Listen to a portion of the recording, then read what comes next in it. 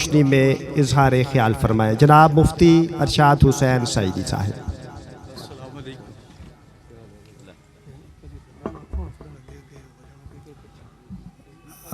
ये जगह जहाँ पर हाली है, इल्तमास है कि अहबाब थोड़ा थोड़ा आगे तशरीफ़ ले आएँ ताकि बाद में आने वाले अहबाब के लिए डिस्टर्बेंस पैदा ना हो।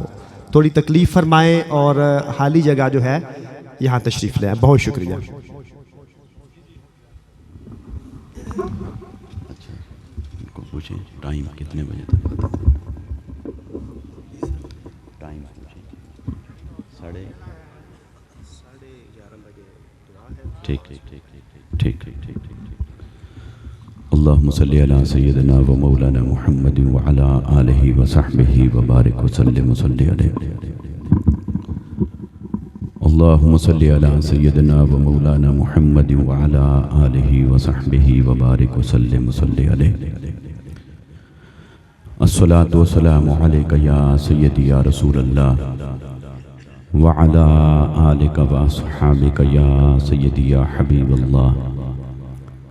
अस्सलातु वस्सलामु अलैका या रहमतल लिल आलमीन व अला आलिका व अस्हाबिका या शफीअल मुज़निबीन। नहमदुहु व नुसल्ली व नुसल्लिमु अला सय्यदिना व मौलाना मुहम्मदिन रसूलिहिन नबिय्यिल अमीनिल मकीनिल हनीनिल करीमिर रऊफिर रहीम। अम्मा बाद फ़अऊज़ु बिल्लाहि मिनश शैतानिर रजीम। बिस्मिल्लाहिर रहमानिर रहीम। कुल्लु नफ्सिन ज़ाइक़तुल मौत व क़ाल अल्लाहु तबारक व तआला फ़ी मक़ामिन आख़र अल्लज़ी ख़लक़ल मौत वल हयात लियब्लुवकुम अय्युकुम अहसनु अमला। सदक़ल्लाहुल अज़ीम व सदक़ रसूलुहुन नबियुल करीम व नहनु अला ज़ालिका लमिनश शाहिदीन वश शाकिरीन वल्हम्दुलिल्लाहि रब्बिल आलमीन।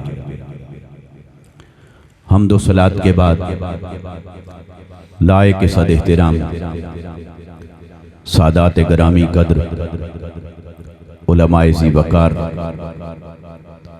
मेहमानान गिरामी हाज़रीन व सामीन, अल्लाह और उसके हबीब सल्लल्लाहु अलैहि वसल्लम का फ़ज़ल व करम जिसके सदक़े से हम सब ईसाले सवाब की इस बाबरकत महफ़िल के अंदर हाजिर हैं। दुआ करें अल्लाह तबारक व तआला ये तमाम इंतज़ाम व इंसराम और हम सब की हाज़री और शिरकत अपनी बारगाह में कबूल व मंसूर फरमाए। मैं अपनी तरफ से और आप सब की तरफ से मोहतरम चौधरी मोहम्मद मजहर साहिब और उनके पूरे ख़ानदान के साथ इजहार ताज़ियत करता हूँ। अल्लाह तबारक व तआला इन्हें सब्र जमील अता फरमाए और इनके मरहूम भाई और हम सब के ऐसे खैर खां और मुखलिस बुजुर्ग दोस्त भाई मोहतरम हाजी चौधरी मोहम्मद अशरफ देवना साहिब, उनके लिए दुआ गो हैं कि अल्लाह तबारक व तआला उनकी अगली मंजिल को आसान फरमाए, उनकी बख्शिश व मग़फ़िरत फरमाए। यकीनन आप सब गवाह हैं कि उन्होंने सारी ज़िंदगी उसूलों पर गुजारी, दयानतदारी के साथ गुजारी, खिदमत खल्क में हमेशा पेश रहते थे और अल्लाह तबारक व तआला ने उन्हें जितना बड़ा नाम, जितनी बड़ी इज्जत अता फरमाई, उन्होंने अपने किरदार से, अपने अखलाक से, अपने चाल चलन से, अपने उठने बैठने से हमेशा मिलनसारी और खुलूस का इजहार किया। हम सब दुआ गो हैं कि अल्लाह तबारक व तआला उनके बेहतरीन आमाल का उन्हें बेहतरीन अजर अता फरमाए और इसके सदक़े से उनकी अगली मंजिल को आसान फरमाए। मौका की मुनासिबत से चंद कलिमात आपकी खिदमत में पेश करता हूँ। उम्मीद है आप पूरी तवज्जो के साथ समाअत फरमाएंगे। इको न करें, रिपीट ना हो आवाज। देखिए, ये मौका यकीनन इसाले सवाब का मौका है। जहां किसी फौत हो जाने वाले के लिए ये दुआ का एक एहतिमाम है, इसाले सवाब का एक एहतिमाम है, वहां हम जिंदों के लिए भी एक पैगाम है कि आज वो जाने वाले चले गए। इसी तरह हम में से हर एक का भी वक्त अल्लाह के यहां मुकर्रर है, मुतय्यन है, क्योंकि अल्लाह ताला का एक निज़ाम है। उसने जिसे भी जिंदगी अता फरमाई उसे हर हाल में मौत के दरवाजे से गुजरना है। किसी को भी मौत से मफर नहीं, किसी को भी मौत से इस्तिस्ना नहीं, किसी को भी मौत से फरार नहीं। अल्लाह ताला ने जिसे भी जिंदगी अता फरमाई उसे मौत भी यकीनन अता फरमाता है। यूं कहिए कि जिसने मां का पेट देखा है उसने कब्र का पेट भी देखना है। या यूं समझिए कि जिसने इस खाक और धरती पर कदम रखा है, सांस लिया है, उसने तहे खाक जाकर यौम हिसाब का इंतजार भी करना है। जिसने इस हवा और फजा में सांस लिया है उसे न एक दिन ये अमानत अल्लाह रब्बुल इज्जत के हुजूर पेश करनी है। जिसे भी अल्लाह ने जिंदगी अता फरमाई हर एक के लिए मौत है। मौत में ये फर्क नहीं कि काफिर है या मुसलमान है। काफिर के लिए भी मौत, मुसलमान के लिए भी मौत है। मुसलमान के अंदर कोई नेक है या बद, हर एक के लिए मौत है। फासिक और फाजिर हो या मुत्तकी और परहेजगार हो, हर एक के लिए मौत है। हत्ता के सालिहीन और मुकर्रबीन के लिए भी, खुद अंबियाए किराम के लिए भी। और इस मौत के दरवाजे से तो खुद ताजदार कायनात सल्लल्लाहु अलैहि वसल्लम का भी गुजर हुआ। आला हजरत इमामुल बरकत इमाम अहमद रजा खान फाजिल बरेली रहमतुल्लाह ताला अलैह फरमाते हैं, अंबिया पर भी अजल आनी है, वो फकत इतना के बस आनी है। उस आन के बाद उनकी हयात वही मिस्ल साबिक जिस्मानी है। दोस्तान मोहतरम, ये तो एक हकीकत है कि मौत सब के लिए है, लेकिन यहीं से आगे कुछ लोग गलतफहमी का शिकार हो जाते हैं कि जब मौत में किसी को इस्तिस्ना नहीं तो शायद सभी बराबर हो गए। ऐसा हरगिज नहीं है। हर एक की मौत बराबर नहीं, हर एक की मौत यकसा नहीं।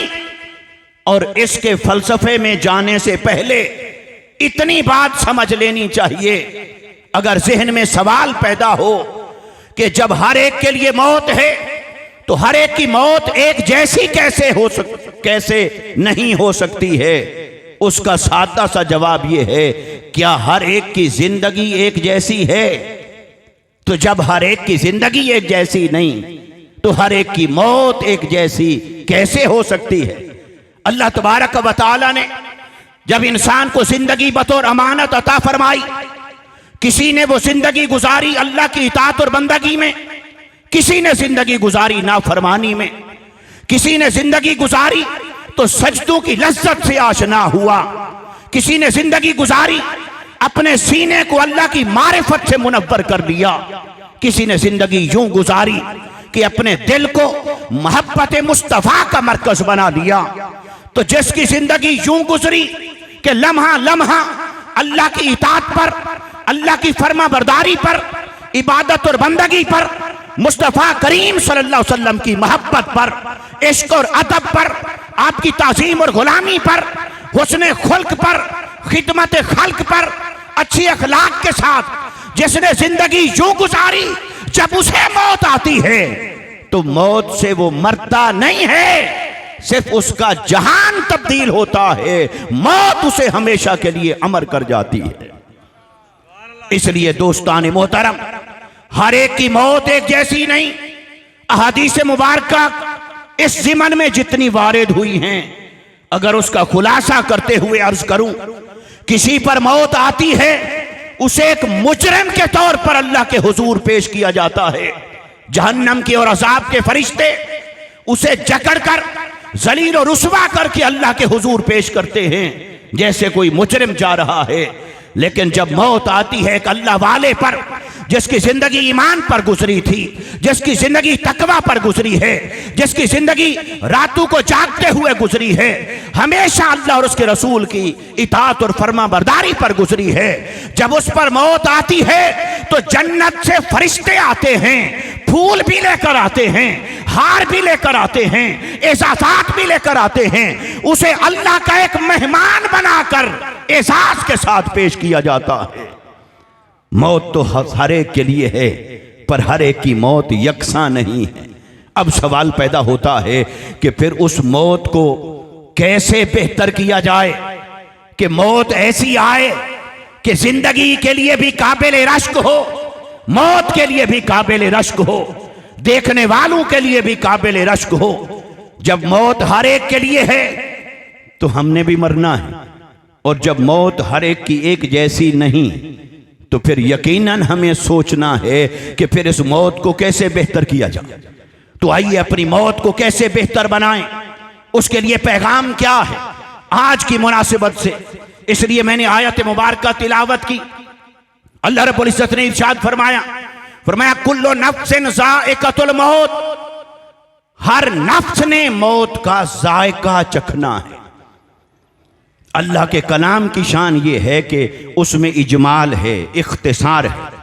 वो लंबी बात को थोड़े लफ्जों में समेट देता है। इजाज और इख्तिसार ये अल्लाह के कलाम की शान है।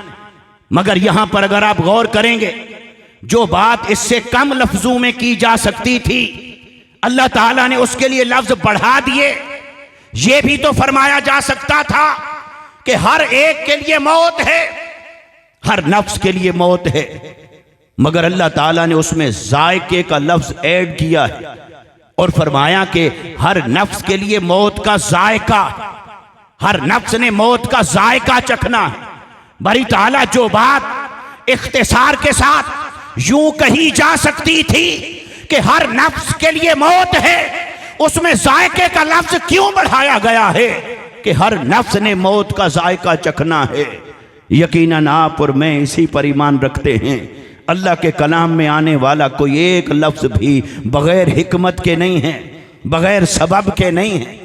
तो फिर अल्लाह ताला ने इस लफ्ज के अंदर जो हमें मैसेज दिया है, जो पैगाम दिया है, जो मौत की हकीकत हमें समझाई है, आइए उसकी तह तक पहुंचने की कोशिश करें। हर नफ्स ने मौत का जायका चखना है। अल्लाह ताला ने इंसान को मौत की हकीकत समझानी थी, और मौत तो एक ऐसी शय थी कि जब तक इंसान मौत से गुजरे नहीं, उसे कैसे समझ आए कि मौत क्या होती है। जिसने मौत का भी सामना नहीं किया, उसे कैसे समझ आए कि मौत क्या है। जिसने मौत को चखा ही नहीं, उसे क्या खबर मौत का जायका क्या है।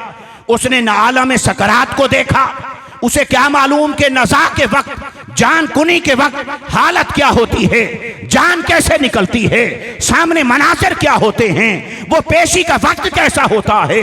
जब वो मौत से गुजरेगा तब पता चलेगा। जीते जी कैसे समझ पाए कि मौत क्या है। तो अल्लाह ने फरमाया, ए बंदे, वो नादीदा हकीकत तुम्हें समझाने के लिए मैं एक देखी भाली शय के साथ तुझे तशबीह और तमसील देकर समझाता हूं। चलो मौत को तूने नहीं देखा, उसे तो तब देखेगा जब मौत में से गुजर होगा। चलो कोई बात नहीं, जायके को तो समझते हो, जायके से तो तुम्हारा सुबह शाम का वास्ता है। जी बारी ताला जो कुछ खाते हैं पीते हैं उसमें जायका होता है, जायके से हर आदमी आशना है, जायके की हर एक को समझ है। तो अल्लाह ने फरमाया, ए बंदे, बस वो जो अनदेखी हकीकत है उसे समझाने के लिए एक देखी भाली मिसाल तेरे सामने रखता हूं। मौत जायके की तरह है, मौत का जायका होता है। मौत का जायका चखना है हर नफ्स ने।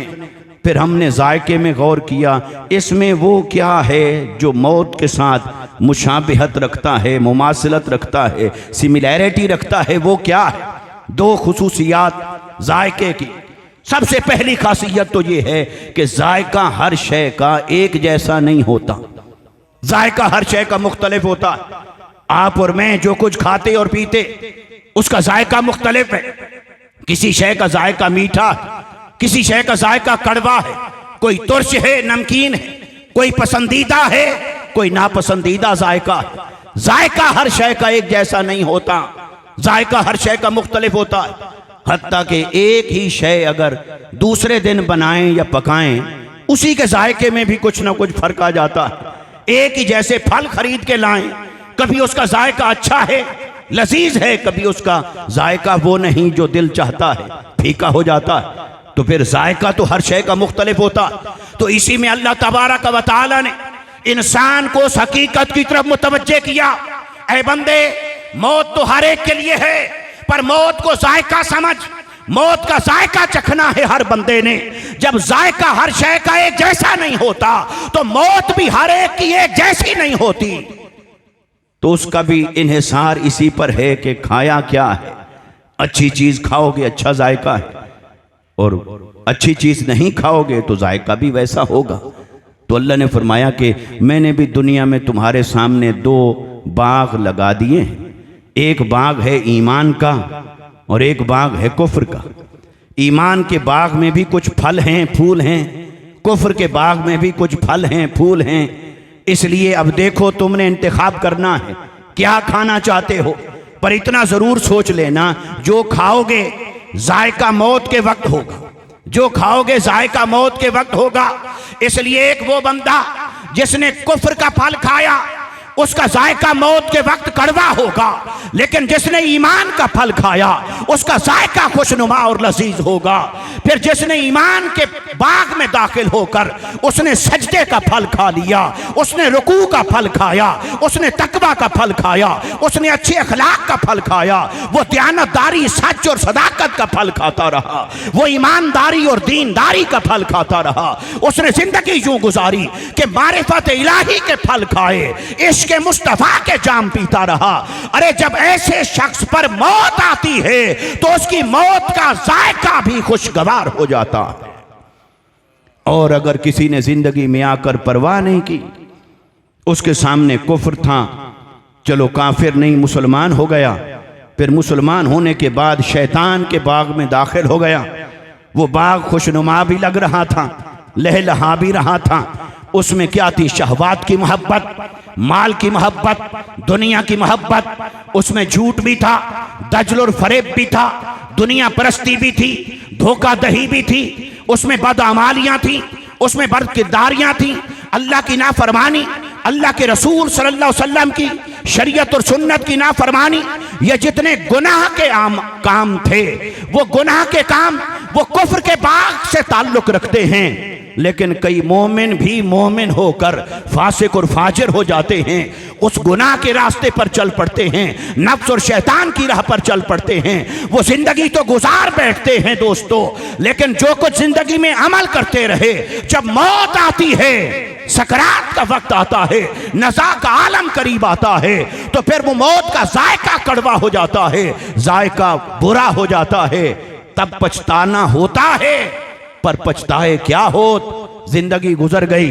और मेरे मुस्तफ़ा सल्लल्लाहु अलैहि वसल्लम ने फरमा दिया, अद्दुनिया मज़रअतुल आखिरा, जो कुछ दुनिया है ये तो आखिरत की खेती है, जो कुछ बोना था बो लिया, अब मौत के वक्त पछताने से कुछ नहीं होगा। तो अल्लाह तबारक व तआला ने मौत को जायके के साथ तशबीह देकर हमें मौत की हकीकत का एक पहलू दिखा दिया है कि मौत तो सबके लिए है, पर सबकी मौत को एक जैसा न समझना। जिसने जिंदगी में नेकी का फल खाया उसकी मौत कुछ और है, जिसने जिंदगी में गुनाह का फल खाया उसकी मौत कुछ और है। इसलिए जायका चखोगे मौत के वक्त, जैसे फल खा के आए हो जिंदगी के अंदर, तो इसलिए जिंदगी अच्छी, मौत का जायका अच्छा चाहते हो तो जिंदगी वैसी गुजारो जैसी प्यारे मुस्तफा ने हमें गुजार कर दिखाई है। वो मुस्तफ़ा करीम सल्लल्लाहु अलैहि वसल्लम की सीरत है, वो आपकी सुन्नत मुताहरा है, वो आपकी शरीयत मुताहरा है। जहां से रोका वहां से रुक जाओ, जहां हुक्म दिया उसे बजा लाओ। नेकी और तकवा की जिंदगी, उसका जायका मौत के वक्त सब कुछ खुशगवार बना देता है। दूसरी बात, जायके के अंदर जायका हमेशा किसी भी शय का हो वो आर्जी और फानी होता है। वो थोड़ी देर के लिए आता है फिर चला जाता है। ये नहीं है कि जायका सस्टेन करे, हमेशा आकर मौजूद रहे गले के अंदर। अब जो सुबह खाया पिया होगा, कल खाया, रात को खाया, अब उस जायके की याद तो हमारे दिल में हो सकती है, मगर ये कि जायका फी नफ्स ही हमारे दिलों के अंदर मौजूद नहीं होगा।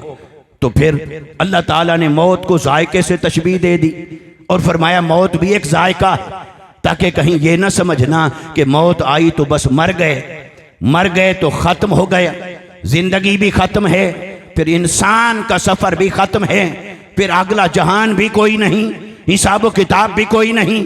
अगर कोई ऐसी कोई आइडियालॉजी रखता है, ऐसी फिक्र रखता है, ऐसा अकीदा और नजरिया रखता है, उसे अल्लाह ताला ने एक ही लफ्ज में समझा दिया। फरमाया मौत जायका है, जैसे जायका आता है चला जाता है, ठहरता नहीं, हमेशा रहने के लिए नहीं आता। जायका आता है चला जाता है। फरमाया ए बंदे, इसी तरह मौत आती है पर वो इंसान को खत्म नहीं करती, इंसान का जहान बदल देती है। इसलिए अल्लामा इकबाल रहमतुल्लाह ताला अलैह ने फरमाया मौत को समझे हैं गाफिल, इख्तिताम जिंदगी है ये शाम जिंदगी, सुबह दवाम जिंदगी। ये जो लोग जिंदगी के मौत के लम्हे को जो जिंदगी का इख्तिताम समझते हैं, दी एंड, खत्म, उसके बाद ना इंसान है ना अगला जहान है, तो अल्लाह ने फरमाया ये तो जायका है, जायका आता है और चला जाता है।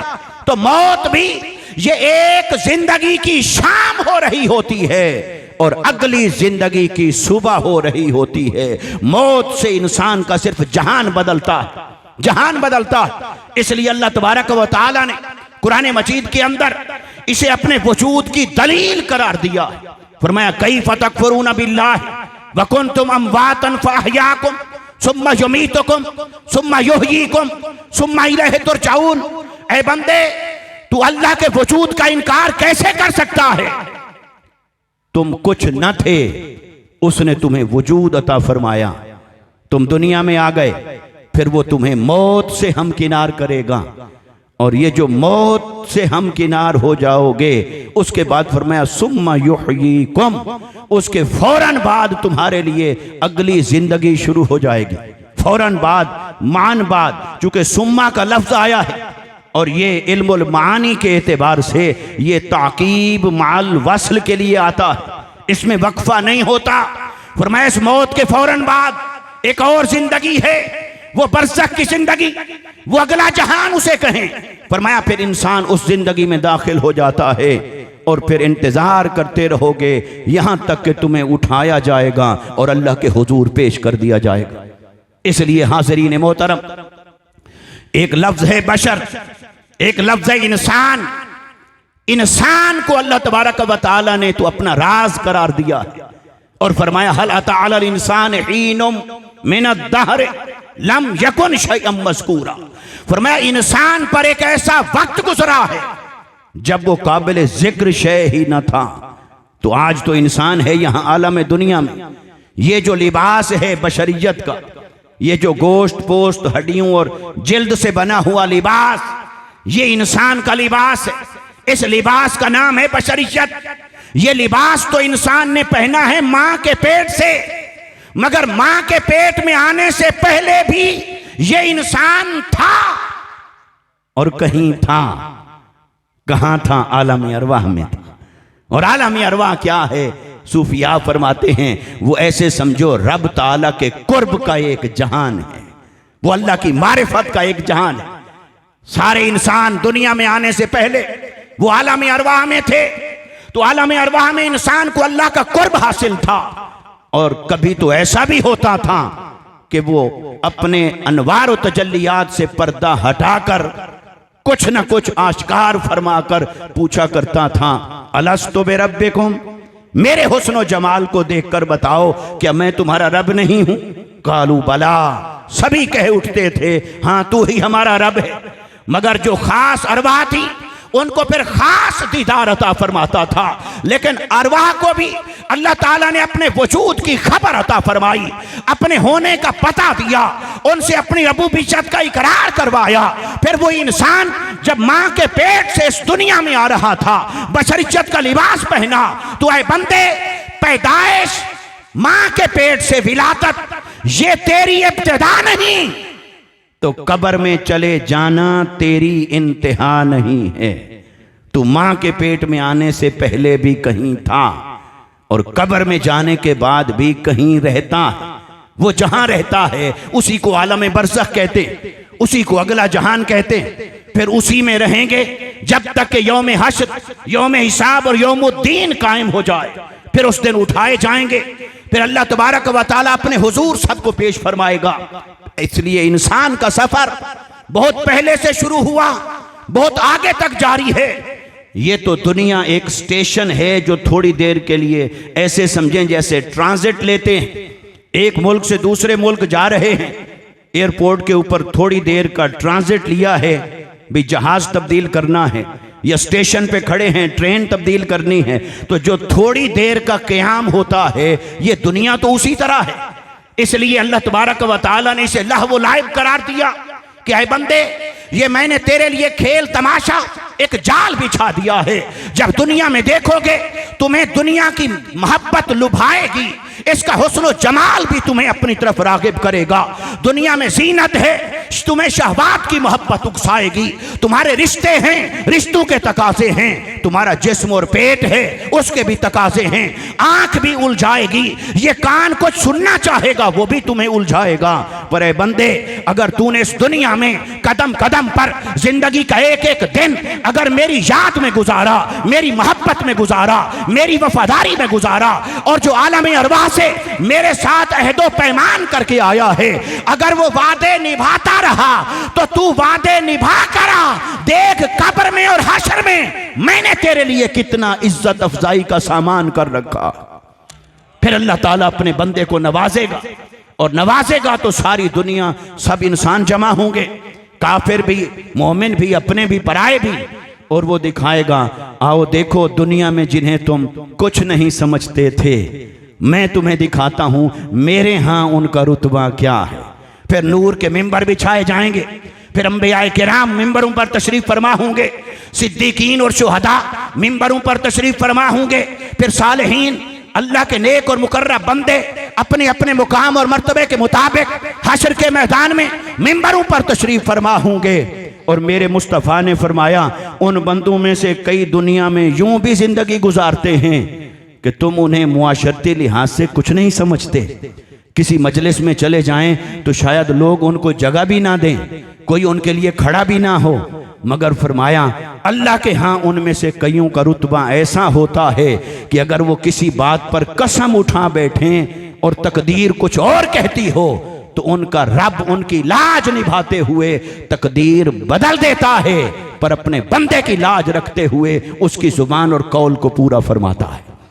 अल्लाह के बंदों का ये मुकाम और हश्र के दिन अल्लाह पाक दिखाएगा। इसलिए दोस्ताने मोहतरम, अल्लाह ताला ने इंसान को इस दुनिया के अंदर जिस आजमाइश में भेजा है उसकी कामयाबी का इन्हिसार किस पर है।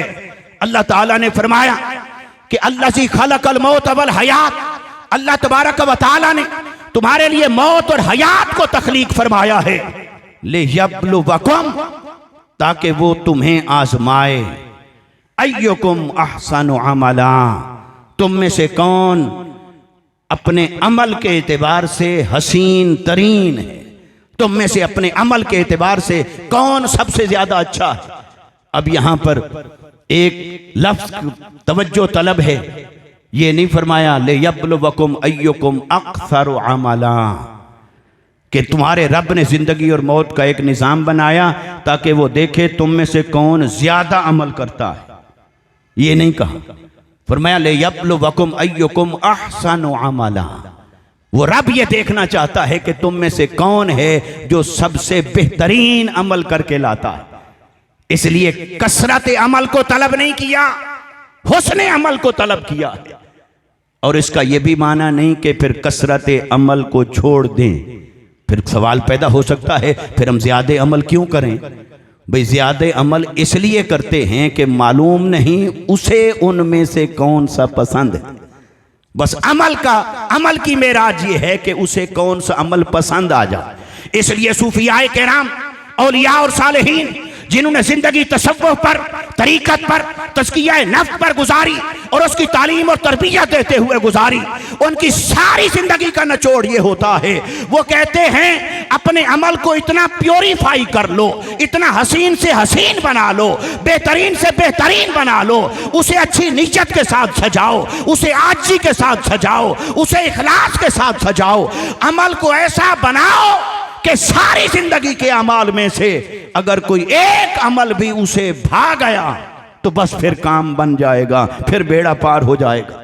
इसलिए सारी जिंदगी कसरत अमल पर गुजारते हैं ताकि उसमें से कोई एक अमल तो होगा जो उसके मेयार मोहब्बत को अपनी तरफ रागिब कर लेगा और फिर बंदा निजात और फलाह पा जाएगा। तो फिर फरमाया कि लियब्लुवकुम अय्युकुम अहसनु अमल। और यहां इस आयत मुबारका से जो पैगाम अखज़ करना चाहता हूं और जिस पर अपनी गुफ्तगू को ख़त्म करने लगा वो ये पैगाम है कि अल्लाह ताला ने मौत का जिक्र पहले रखा है और जिंदगी का जिक्र बाद में रखा है। फरमाया अल्लाज़ी खलक़ल मौता वल हयात, वो ज़ात जिसने मौत और जिंदगी को पैदा फरमाया। ये नहीं फरमाया जिंदगी और मौत, फरमाया मौत और जिंदगी। तो बारी ताला यहां तो हम डेट ऑफ बर्थ लिखते लिखते और गिनते गिनते जिंदगी गुजार देते हैं। हम तो समझते हैं पहले जिंदगी है फिर मौत है। तो तेरे निजाम से तो यही नजारा मिलता है कि पहले जिंदगी है फिर मौत है, मगर तेरे कलाम की तरतीब कुछ और नजर आ रही है। वहां तो देखा तो पहले मौत का जिक्र है फिर जिंदगी का जिक्र है। तो ये क्या है? तो सूफियाए किराम ने कहा, उलमा और मुतकल्लिमीन ने तो इसकी दलील दी कि मौत से मुराद है अदम, इसलिए उसका जिक्र मुकद्दम रखा है, और हयात है वजूद, इसलिए उसका जिक्र मुअख्खर रखा है। और वो उस आयत से इसकी तफसीर ले लेते हैं कि कैफ़ तकफुरून बिल्लाहि व कुंतुम अमवातन फ़अहयाकुम। मगर सूफिया और अफा जिनका मकसूद होता है इंसान की तरबियत, इंसान की इस्लाह, बंदे को रब से जोड़ना, तो बंदे को रब से जोड़ना, तो उन्होंने भी पैगाम निकाला यहाँ से। उनका पैगाम ये है कि वो कहते हैं अल्लाह ने मौत को इसलिए मुकद्दम रखा कि ऐ बंदे, ये जिस जिंदगी के इम्तिहान और आजमाइश में मैंने तुझे मुब्तला किया है ये तुझे बहका देगी। इसमें बहुत सारा ऐसा सामान है कदम कदम पर तेरे फिसलने का। कभी औलाद की मोहब्बत तुझे रास्ते से हटा देगी, कभी माल की मोहब्बत तुझे रास्ते से हटा देगी, कभी दुनिया की शहवात हैं, कभी दुश्मनी तुझे हटा देगी कि दुश्मनी में हद से आगे बढ़ जाओगे किसी के साथ। तो कदम कदम पर बहकने के इम्कानात हैं। नफ्स और शैतान तुम्हारा दुश्मन हर लम्हा तुम्हारे साथ लगा है। अब अगर इस जिंदगी को यूं जीना चाहते हो जैसे मुझे पसंद है तो उसकी प्रायोरिटी इस आयत से ले लेना कि हर कदम पर पहले मौत को रखना फिर जिंदगी को रखना। आज आप और मैं सुबह से शाम तक अपने जिंदगी की सारी एक्टिविटीज और जो कुछ करते हैं उसको अगर लिस्ट आउट करें और अपना एनालिसिस करें, हमारी तरजीहात क्या हैं, जो कुछ हम करते हैं वो जिंदगी के लिए कर रहे होते हैं या मौत के लिए कर रहे होते हैं।